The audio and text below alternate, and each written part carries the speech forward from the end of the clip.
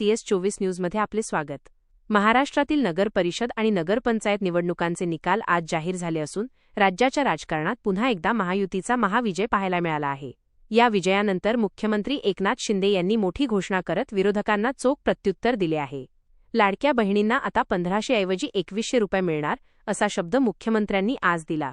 पाहुयात या विजयाचा आणि घोषणेचा हा सविस्तर वृत्तांत। राज्यातील नगरपरिषद आणि नगरपंचायतींच्या निवडणुकीत महायुतीने विरोधकांचा पार धुव्वा उडवला आहे।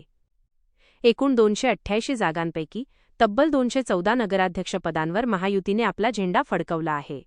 या निवडणुकीत भारतीय जनता पक्ष हा राज्यातील सर्वात मोठा पक्ष ठरला असून मुख्यमंत्री एकनाथ शिंदे यांच्या नेतृत्वाखालील शिवसेना शिंदे गट दुसऱ्या क्रमांकाचा मोठा पक्ष म्हणून समोर आला आहे।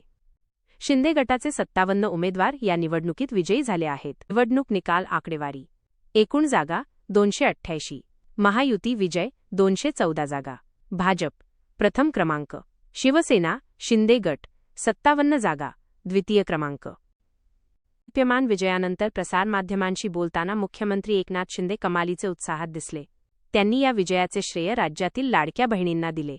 विरोधकांनी लाडकी बहीण योजनेवरून केलेल्या टीकेला उत्तर देताना मुख्यमंत्र्यांनी अत्यंत आक्रमक पवित्रा घेतला। कोणताही माईका लाल ही योजना बंद करू शकत नाही। आमच्या लाडक्या बहिणींनी आमच्यावर विश्वास दाखवला आहे। आता या लाडक्या बहिणींना आम्ही 2100 रुपये देणार म्हणजे देणारच। योग्य वेळ येताच आम्ही या सन्मान निधीत वाढ करण्याची घोषणा करू।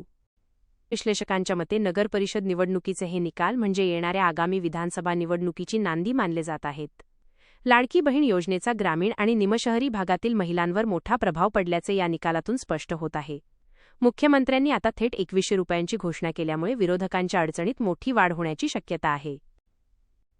नगरपरिषद निवडणुकीच्या निकालाने महायुतीचा आत्मविश्वास गगनाला भिडला आहे।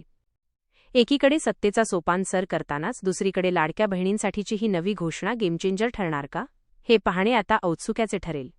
अशाच ताज्या घडामोडींसाठी पाहत रहा CS24 न्यूज। धन्यवाद।